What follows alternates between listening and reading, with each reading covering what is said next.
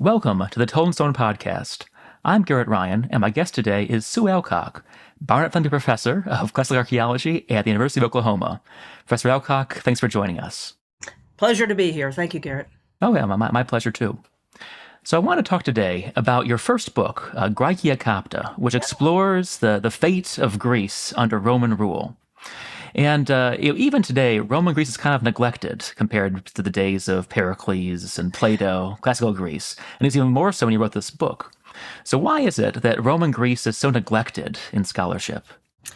Well, first I want to thank you because you brought it to my attention. That's actually, Graecia Copta came out in 1993, so it's its 30th anniversary. Yeah. Seems like yesterday. Yeah, so why is it neglected? Well, I think you touched on it. There's kind of, it's the glare off all that white marble in the classical period. It kind of, occludes, what came before and what came after. You have an apogee and then you have sort of decline. So I think it's, to an extent, it was partly that. Now, the period before, the Archaic period, people kind of came in and rehabilitated that. So, brought, more work, more attention, more time. But the Roman period, it sort of... It stayed in the shadows longer, and in some ways, I think the Greeks kind of hoist themselves in their own petard because their emphasis was on, the freedom of the Greeks and the independence of the Greeks. That was a key component of their identity. And then, the Romans come in and take over, and basically Greece stays more or less in imperial systems from that point until the Greek Revolution of the early 19th century. So it's, it's kind of, the bigger they are, the harder they fall, kind of our attitude. They were so great, and then they disappear into these imperial situations. Not a happy story from many traditional perspectives. Not a interesting story for people used to studying the winners. Right. Yeah, it lacks the sex appeal, I guess, of free, independent, classical Greece. Yeah, and, all that good stuff. But you're absolutely right. Now, I think the situation is much different.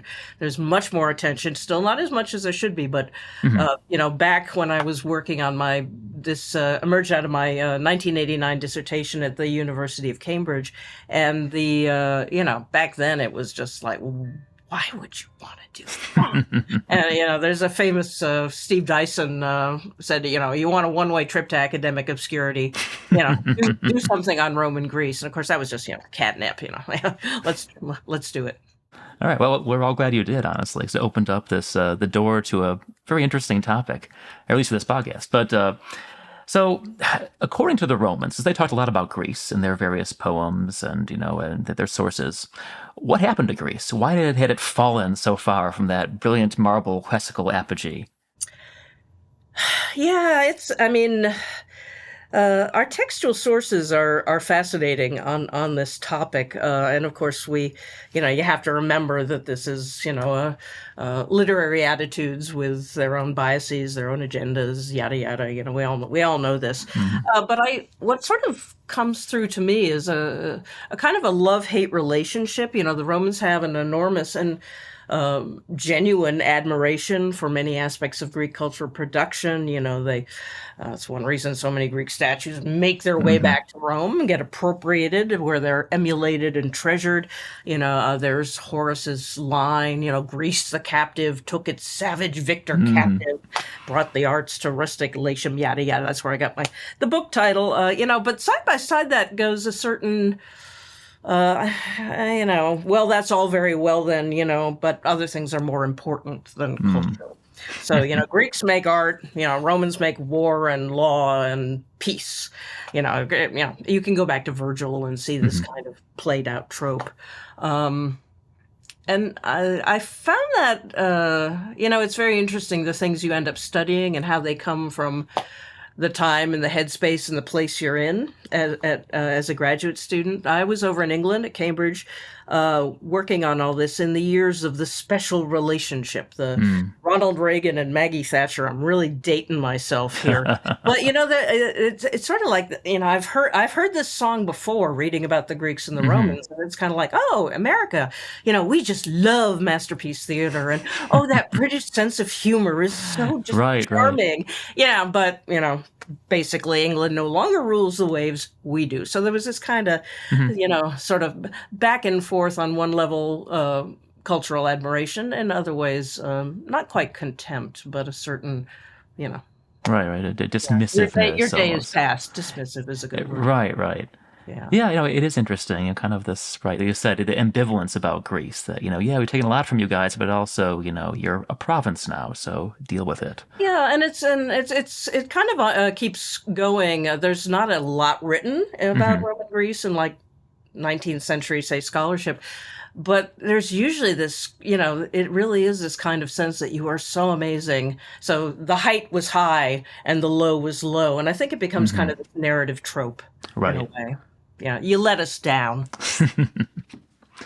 So how can archaeology complement and or correct, this Yeah. very curious textual picture we have of Roman Greece? Yeah, it's how to put it. The textual sources, they can't just be thrown out, but you do have to, and there is good in there. There are things Hmm. you can mine that are useful, but you really have to do so intense source criticism. Is this a trope? Did the author have a clue? What's the agenda? But fundamentally, it was I think archaeology was the first thing to turn to try to change this picture. Now, of course, archaeology, is, it'd be a fib to say we find the truth, but it can at least offset the silence of the sources, or the negativity or the predictability of the sources. Hmm. And the trick is playing them off each other. You Right. can't, it's kind of a balance. I guess compliment is a word, but it's not that one is right and the other is wrong, but they're both saying something about the world that we're studying. But it's certainly, we needed more than we had. So what I would say is the most fundamental thing that archaeology does for the study of Roman Greece is, to just undercut, to just shed another very common preconception about the province, and that is that nothing really changed. Hmm. That is sort of this. If you read the literature based on the sources, it's kind of, the Greeks keep doing their Greek thing, the Romans let them get on with it. As if Greece kind of goes into this kind of timeless, passive bubble, Hmm. and nothing changes. And partly that's, it all kind of goes back to the lack of attention on the part of the Romans, but also, of course, because we're following their Right. lead, our lack of attention as well. So archaeology seemed to be one place where there was something there. Hmm. Let's see what story we can tell with what we have, and see where the chips fall. Hmm.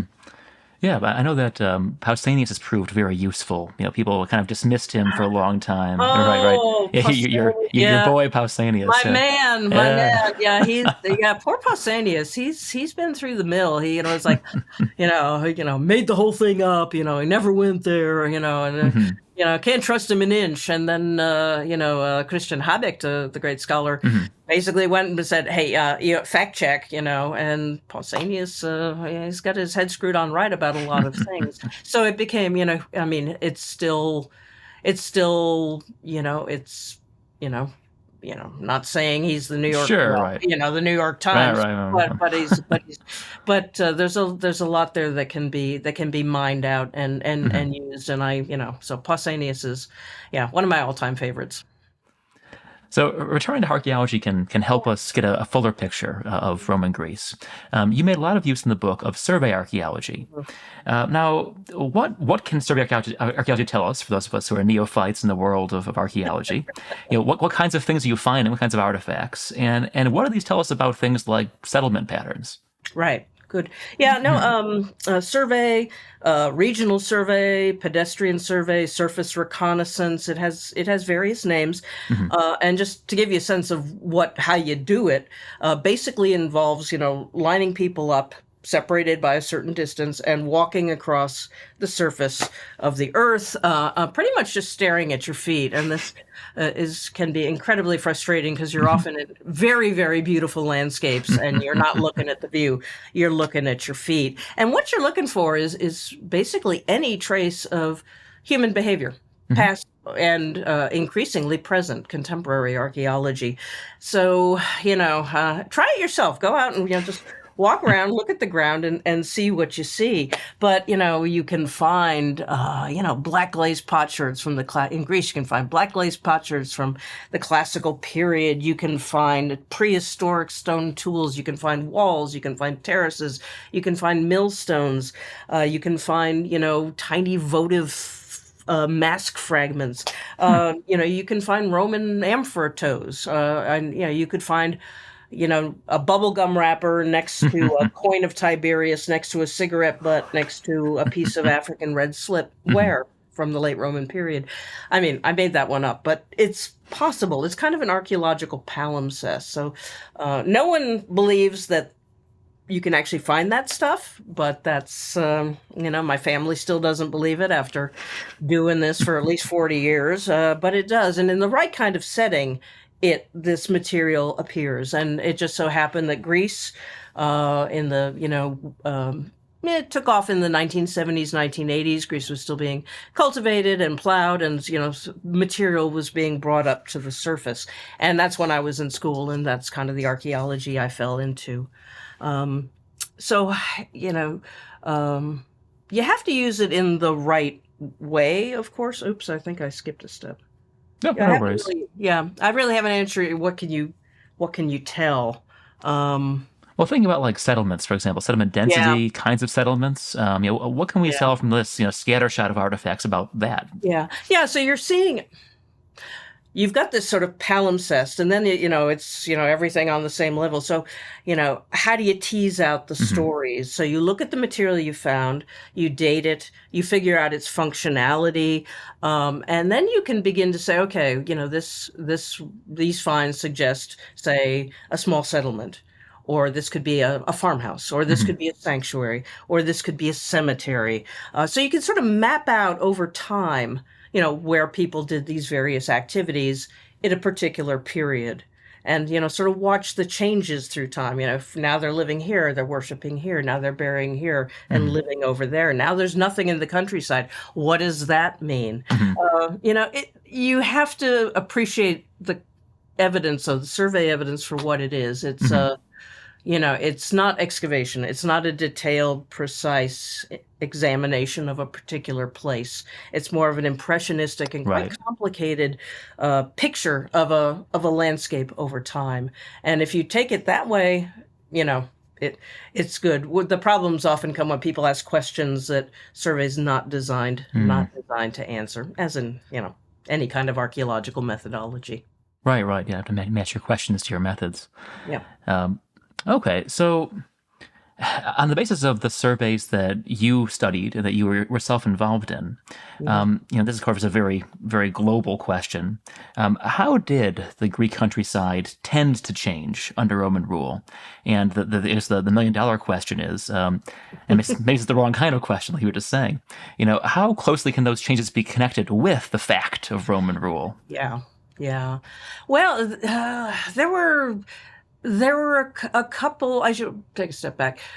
At the time I worked on Graecia Capta, it was probably about as early as anyone could have written the book.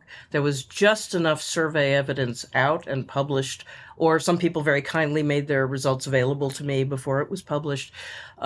So, we had certain data sets of varying quality, and we had to sort of, I had to sort of assess where to put more emphasis than others.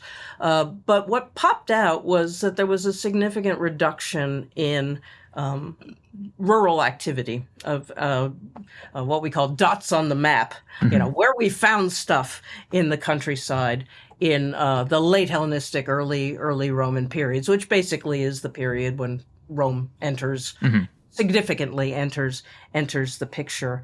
Now, before that, there'd been sort of an efflorescence. There was a very busy countryside, lots of signs of, what seems to be agricultural intensification, or at least more time spent in the countryside. And then all of a sudden it sort of tails off. Now that, a distinct pattern in just about every data set I looked at. And then, you got to sort of, okay, let's kick the tires on this.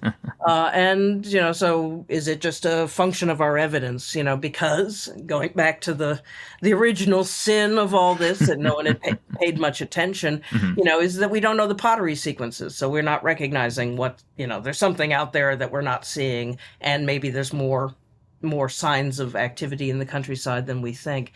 That didn't seem to bear out. So, I thought, this is what the evidence says at this early stage. Let's take it and run with it. Another development that seemed quite clear in the countryside was the rise of apparently larger estates. We get more traces of what we would call a villa, villa estates. We get information about imperial holdings in Greece and Achaia.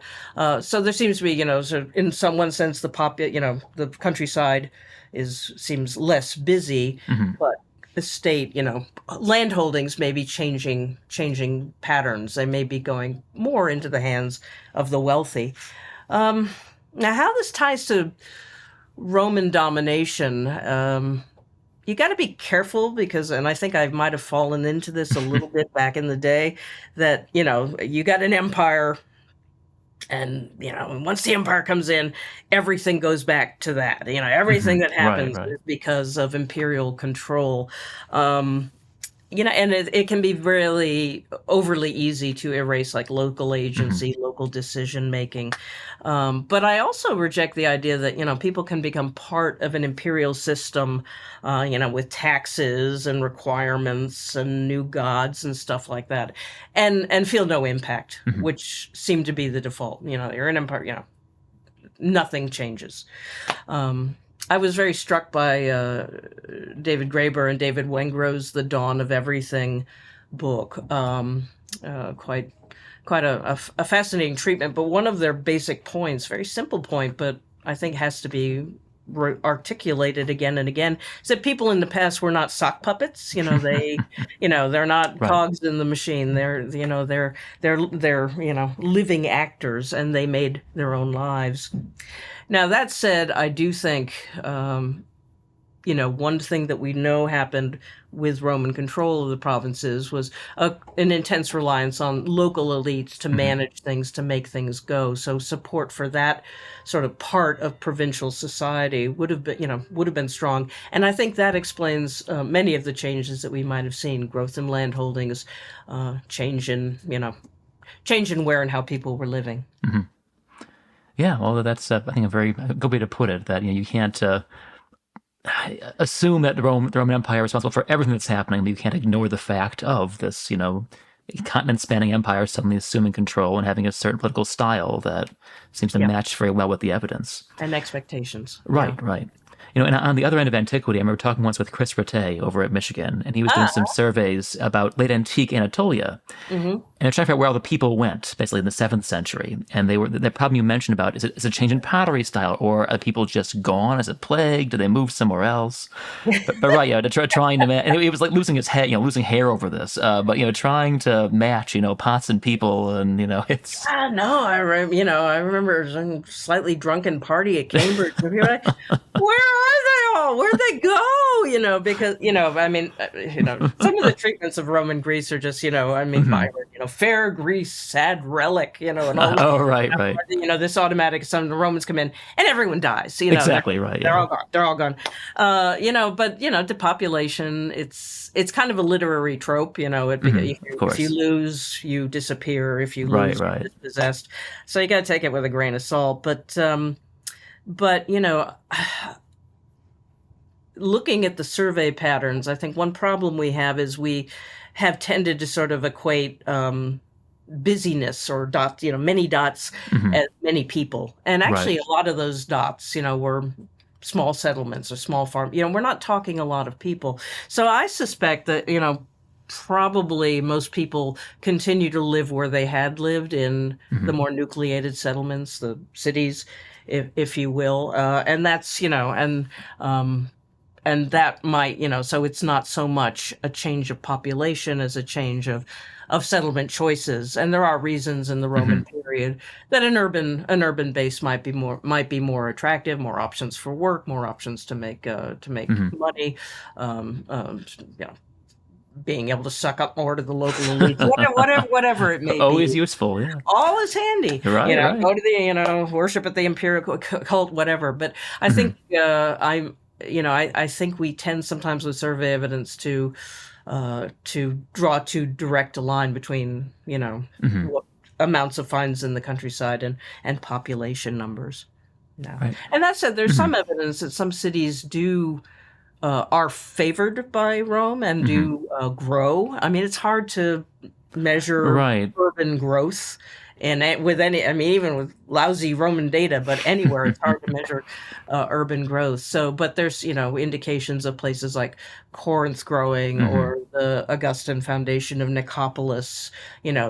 Basically they just move a bunch of people into that Right. city. So there's definitely population transfers occurring, but you'd have to, I think just the boom crash everyone dies is Yeah. is is, A is little not reductive. going to get us very far. Yeah. Right. Right. So it's more a matter, you think, of nucleation than absolute, That's a word. Or can nucleation continued Uh-huh. continued nucleation. Okay. And there's probably, there is, I mean, it's hard to assess numbers, but there, some migration. We know there Hmm. is a flow into the city of Rome. Hmm. Some people move to other parts of the empire to do business, but again, I think just, if those are the numbers that would really, Right. It wouldn't be. make a huge difference, that's a question. Right. Yeah. I guess like, juvenile notwithstanding, not everyone's going to Rome from the eastern provinces, Oh right? yeah, Yeah. oh yeah, pouring Exactly. in, Yeah. The Orontes, whatever. pouring Yeah. in. Yeah, Uh-huh. yeah. Yeah. They may have Um, wanted to, but yeah. Right. Exactly. Okay, so thinking about cities, as you were saying, cities do change a lot. They seem to change a lot anyway in the Roman era. Um, but then Corinth, refounded by the Romans, Nicopolis, founded by Augustus, are these grand new Roman-style cities that suck in people from the surrounding countryside. And Athens, the university city, gets all these benefactions from Hadrian, especially. oh wow, yeah. But thinking, I guess, how exceptional are these cities, these new foundations, or Hadrian's darling Athens? If there's a standard, typical polis, if that exists, how much is that changing under Rome, if we can tell? Yeah. No, Athens is, yeah, yeah. Classical archaeologists, we sort of, we can't just talk about Athens, but sometimes, It's hard not to, right? there ain't no question. It does hold pride of place in the Roman imaginary, and elite Roman youths would go. It'd be like the Hmm. Grand Tour. They go Right, to right. Hmm. Athens and hang out and see the tourist sites, and pick up a little philosophy and things like that. The Athenian Agora is truly transformed. Hmm. A lot of additional monuments, additional temples come in to make this kind of what some people have called a museum, Hmm. which I think you got to be Sure. careful with that term, but or a memory space that basically praises the glories of classical Greece, but now in the context of Right. of the Roman Empire. Um, so Athens, and Hadrian, of course, just put up an arch on one side. This is the city of Theseus, and this is the city of Hadrian, and Hmm. so it's the doll. But other cities do well. Corinth, Nicopolis, often cities that either foundations or colonies of Rome, but also that have some sort of, Corinth, for example, is an important trade Hmm. and communications node between East and West in the Mediterranean. So, there's some practicality to the histories of some of the cities that Hmm. seem to thrive. But by and large, to an extent, I think I'm not sure we've looked enough to know. Hmm. Though more evidence is coming out that, I think Athens and the biggies are going to be the biggies, Hmm. but I think, just the archaeological record for other cities we may not yet have the ability to call whether they, really flourish or Hmm. there's new stuff inside them or not. I mean, Pausanias tells us about many, abandoned cities that still have active cults in them. Hmm. So there's still a sense of that they were there, but not but no archaeological evidence to sort of Right. test whether that's an accurate picture or not. So Hmm. undoubtedly there were some. I mean, probably many stayed relatively modest, relatively, Hmm. you know, got the basics, but nothing particularly special. Pausanias tells us about one place called Panopius, All and right. Hmm. it's got this, and it's small and it's not much, but it basically has the elements that it needs to be Hmm. a city. I think that and this wouldn't surprise anyone talking about an imperial system, but uh, you know the homogeneity disappears, and there's more, the winners, Hmm. and then the people who stay where they are, or indeed lose. And Right. some cities do wink out. They just become bypassed by new systems of Roman communication and trade, so they Hmm. just kind of go away. So it's a pretty fluid landscape. Recently, as I mentioned before we started the interview, I was in northern Greece for about a week, Hmm. just kind of driving around doing Roman stuff for the most part. And you have like the Roman colony of Philippi, for example. This Yeah. flourishing city, and then but very near it you have somewhere like say Greek Abdera, which in the same period as Philippi is flourishing, is absolutely dying on its feet because it's not on the highway. There's the Via Egnatia going through, and it's Yep. this new line of communication. It's this Yep. connection with the Yep. imperial economy, imperial power Yep. centers. Yeah, And so, never underestimate the power of a good road. There's a little bit right, of that yeah. in the Peloponnese as well. Hmm. Road systems change, and you make it, or Right, yeah. yeah, So it's like the railroad in the American West, right? If the tracks go through, you're great, but if they you're miss you, yeah, move you're to town. you're toast. Yeah, yeah. No, plus ça change. Yeah. You're right, right, yeah. Yeah. Um, So returning to something you mentioned earlier about reasons people moved into the cities, there are new public buildings, new people to suck up to, new cults, and above all the imperial cult, which is again this kind of fascinating fusion of Roman imperial, whatever you want to call it, propaganda combined with local Mm, initiative to create these things. right. So obviously it's a very complex topic, but how widespread is the imperial cult in southern Greece, in Achaia, in the period you're looking at, in the early imperial era? I mean, I have trouble imagining that any significant settlement, any city Hmm. in the province wouldn't have some form of place where the emperor is honored. It probably Hmm. varies in, or surely varied in nature or in scale or how how it's manifested. But as this is an expectation of Rome, and this is a real powerful networking tool Hmm. for the local elites and imperial authorities. Um, uh, Achaia is a unarmed province. It doesn't have a formal standing army. It's sort of Hmm. well inside the frontier. So the cult becomes in some ways, a primary way to connect and to advocate for your city. So I can only imagine that, maybe we haven't found them, but if you Hmm. read Pausanias, he will not always, but he will periodically. It's not his topic. It's not quite he's focusing on, but he will mention imperial cult Hmm. in many places. Uh, you know, um, there's clearly statues of the imperial family are integrated into the landscapes of the Panhellenic sanctuaries and other temples. Hadrian's in the Hmm. Parthenon. Nero puts a inscription on Oh, right. the we talked about Hadrian and Athens. He builds the Olympii, this gigantic temple, and there are no fewer, we are told, than 136 statues of Hadrian in this one Hmm. temple. So there's a civic festivals, really long lived Greek civic festivals continue under Rome, but they add in, Right.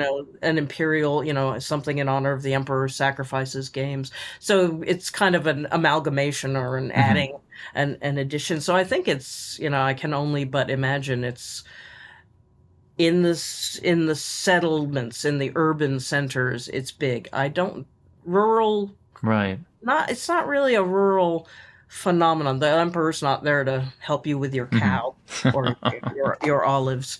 My favorite is in Boeotia in Orchomenos, the Hmm. town of Orchomenos. They found a what appears to be an imperial part of an imperial altar, and it was in the middle of a Tholos tomb, a Bronze Hmm. Age Huh. Mycenaean Tholos tomb. Which you can have a lot of. I've thought a lot about, and this just happens to you if you look at Rome and Greece. You think a lot about memory, Hmm. because it's kind of like what's important about Greece. Its past is what's important Hmm. about Greece to the Romans. So the idea of putting a Roman emperor inside a Bronze Age Tholos tomb is Yeah. it's kind of mind blowing. Yeah, Yeah. just the continuity there. That's fascinating. Yeah, what's powerful, Or, and right, right. where do you put your main men? Hmm. This is where they go, and it's but as I say, it's a variable landscape. Someone should Hmm. really write a book about it. Yeah. Not Well, me. yeah, right, well. Yeah. So, as you mentioned a few times, for the Romans, Greece is about the past, or Achaia, southern Greece is about the past. Mhm. But, right across the Aegean, in the province of Asia, now Western Turkey, we have a province that is very much in the present. It has these flourishing cities, Ephesus, Miletus, Pergamum, you name it. They are just knocking it out of the park over in Asia. Nouveau riche. No. Nouveau riche, exactly, yeah. Putting up these, ridiculously extravagant monuments left and right, as anyone who goes to Ephesus now can still see. And so, what is it that makes Asia, right across the Aegean, so much more wildly successful than Achaia? Is it just the landscape Oh. itself? What are some of the factors that make this province just a wild success story, while Achaia seems to kind of languish economically? It's a big question, I know, but just any Well, thoughts? it's the word backwater often gets assigned to it, which always, gives me the shivers because, backwater. Roman Greece is a backwater. What you know Hmm. what does that mean? Hmm. I mean, I hate to be you could be an environmental determinist and say, okay, Hmm. I mean, Greece is, it's a smaller landmass. It's Hmm. relatively dissected, fragmented. It's Right, right. drier. It has a rolling plains. It doesn't have tons of water. I would say, there are economic strengths to Achaia. Limited compared to Asia Minor, but there's Hmm. marble quarries. There's different kinds of products that are made that clearly have appeal in Rome. Hmm. Corinth is a major entrepot, so it's I get a little twitchy about going back to all Hmm. the Greece are all wandering around in plain classical tunics, being poor, except for Right, right, yeah. elites who are sucking up to the Hmm. emperor. So, but I agree. It's a different animal. I think part of it, is the nature of the land. Hmm. But also, you do wonder about the relationship of Rome to, the peoples of the cities of Hmm. the area. That I think Rome does have a different perception of many of the cities of Greece than it does, and there's just a whole different history of Of conquest and course. annexation and all that. And Asia Minor's more in the mix with other powers over there. Greece is kind of, well, here I'm falling into the trap of saying Greece is in its little bubble and nothing happens. But yeah, Mhm. it's a good question. It's a good question. But I don't Yeah, know. I guess You yeah, get there is no one answer, right? And and thinking about how Roman attitudes might have had something to do with it. I think we think, of course, of like Aphrodisias, the Michigan excavation for so long, which is if any city should be a backwater, it probably should be Aphrodisias. They had the quarries, of course, and it's a yeah, nice little fertile plain, but it really yeah, is pretty far from any major trade route, or seems to be initially anyway. But it yeah. flourishes, in this really remarkable way, or seems to. Well, Um, it's a great example of Aphrodite, Venus mhm. Julians, Right, right, yeah. I mean, it grabs onto that Hmm. and runs with it, and I think that's certainly a factor in the success of the Right. success of the city. Um, I think you know Roman emperors show up everywhere in the Roman civic landscape, statues, buildings, whatever, but um, claiming. I don't think any city claims them per se. I'll have to think more about that. But Hmm. as a, they Right, came right. from us. They Exactly came from right. us. It doesn't. Yeah, It's different. you think almost of like Ilion, Roman, the Troy, how Yeah. they latch, really latch on to the idea that, oh, hey, Rome, we're your progenitors, sort of. Aeneas did come from here, so I mean, yeah, in Athens, we'll grab onto, hey, of we cou- had so and so visit, of we had course, someone right, stay yeah. here, we had, someone, Hmm. but it, I wonder if that's a factor as well. Yeah, it's hard to say. Anyway, just kind of something I thought about. Yeah. My own research when I was still in academia was Asia Minor, basically, and so I was living among the Novu Riche. That was kind of that was the normal. I'm gonna get such grief from everyone who works in Roman Asia Minor. Oh yeah, yeah. But Yeah, yeah, it's yeah, it's just interesting to me personally. But so moving ahead in time, so we have this era when Greece, backwater or no, is at least stable under the Roman emperors. We're past the civil wars, which are so destructive, mhm, and it's quietly flourishing, whatever it's doing, for a couple hundred years, doing its thing. doing its thing. And then, of course, things kind of fall apart. There's a series of barbarian invasions in the third century where, the Goths get all the way down to places like, Delphi, down into even to Athens itself. Yeah. And this happens repeated again, of course, later on in the fifth century. But so looking again globally, this very, I don't know, God's eye view of Greece in this era.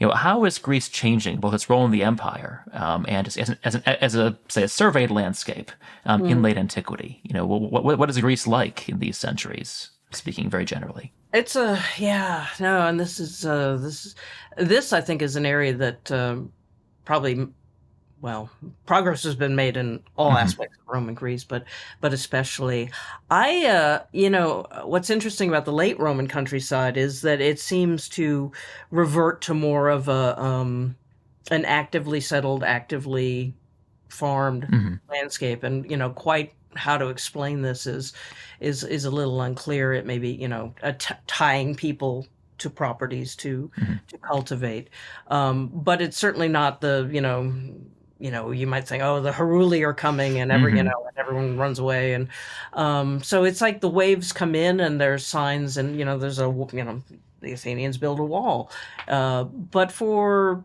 just ongoing life, I'm not sure. I don't think you could look at least at the survey evidence and say, yeah, there it is. Hmm.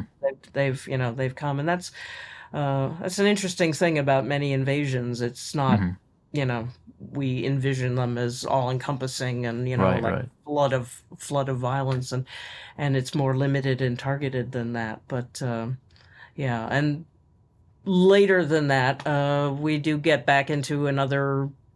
There's nothing there that we can find that we can identify the and Oh, right, yeah. Slavic invasions, and people have tried very hard to work on what are the archaeological signatures for these periods, and the answer may be that for some eras there are no real archaeological signatures. That material culture changes to the point that they nothing really will last to tell us Hmm. what went on. And so this is again why I keep kind of coming back to source criticism and how kicking the tires. Can we trust Right, what right. do we know and what do we don't know?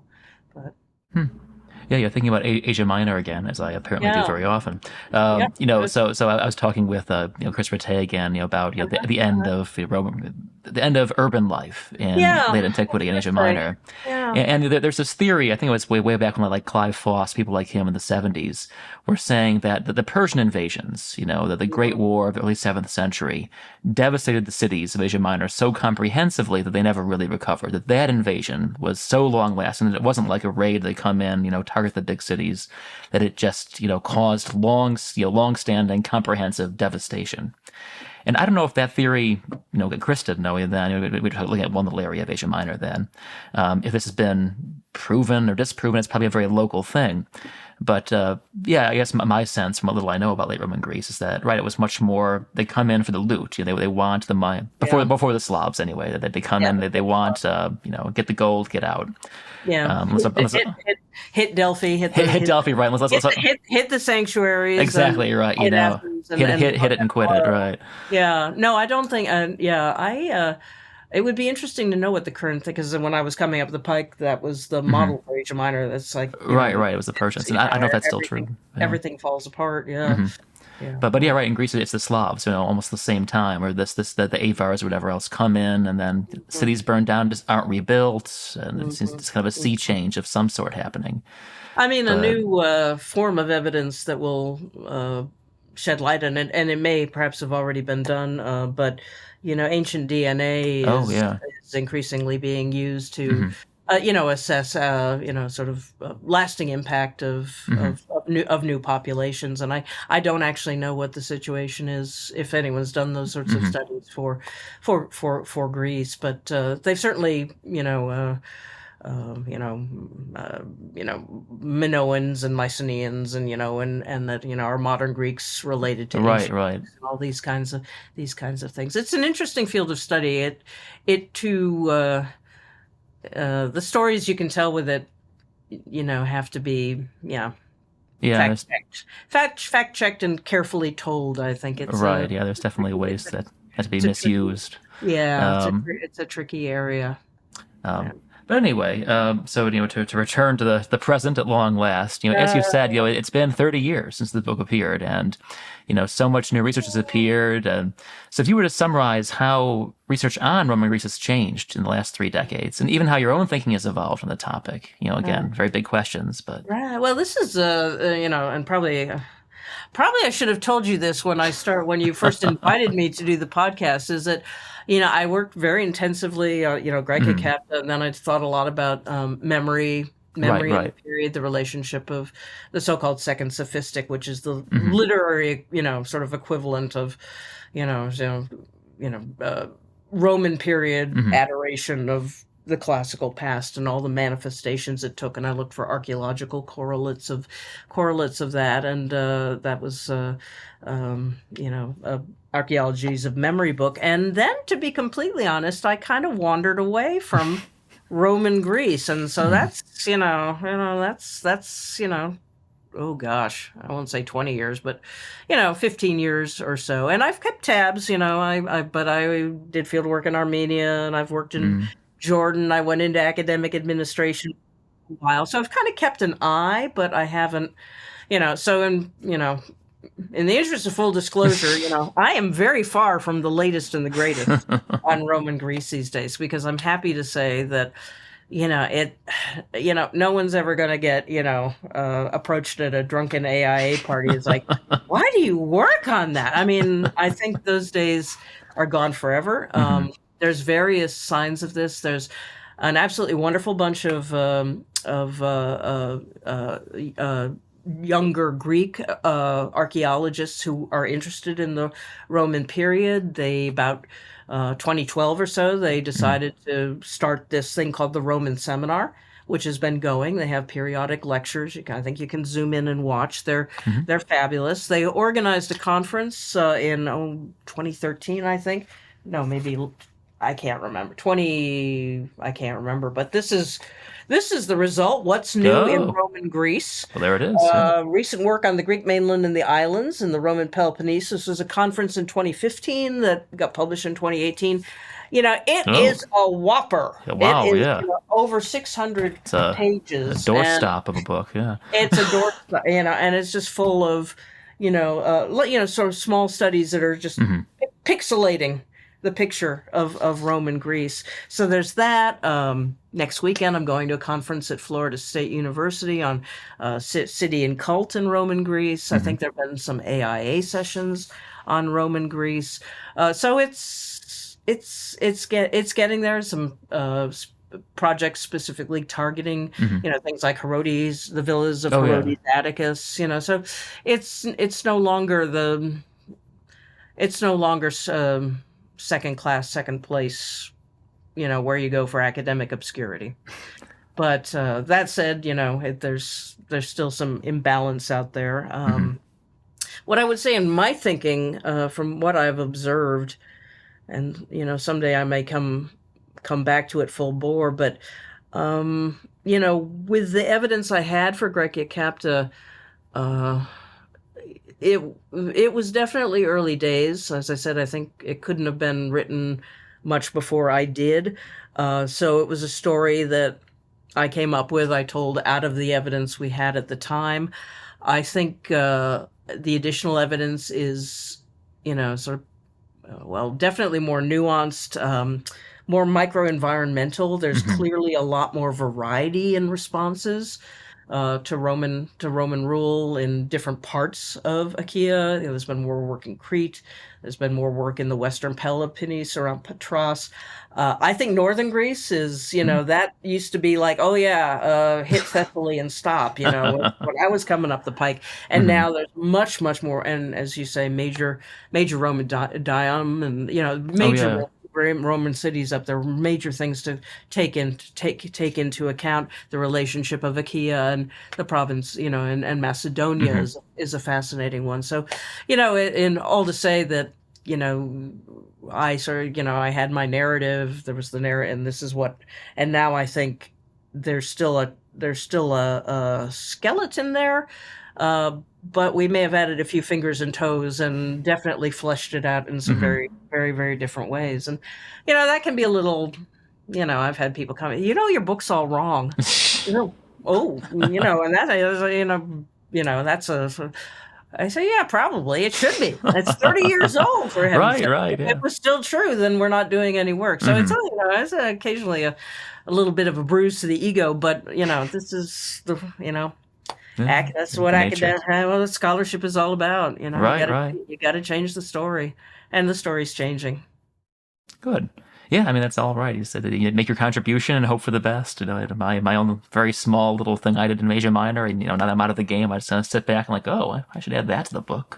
Oh, whoops. Yeah. Come back to the Come yeah, back to the come back to fold. the Yeah, we'll dark see. side. Yeah, yeah. This all YouTube thing pans out. I don't know, Oh, but this is yeah, no, this is no. I admire what you're doing, because I think uh, one of the ways that I think we're taking more responsibility now is by trying to make our work more accessible. And mhm. some people are very good at, and some of us are probably too old to, hell, I couldn't even Bluetooth in. So, Wow. but that's one interesting thing about the What's New in Roman Greece book. They Hmm. actually have a section on the end that talks about presentation of the Roman Hmm. past in contemporary Greece. And that's becoming more and more an automatic part Hmm. of what we're thinking about and what we're doing. So, you're to be saluted. Oh well, thank you. Yeah, it's again, I don't know if it's a public service project, but I hope that people find value in this, and learn more about your own research and about Roman Greece and classics in general. So anyway, now that we have this wonderful humming noise coming through, I guess they said is that lawnmower? I think. Oh, oh no! No, it's fine. It's not deafening. We're really good. But anyway, Sue, thank you so much. This has been a Well, wonderful conversation. I hope that was helpful, and I would say keep your eyes peeled. You'll see more and more of Roman Greece in years to come, and the story will keep changing. Wonderful. All right, and to everyone listening, thanks very much, and we'll be back in soon. All right, goodbye.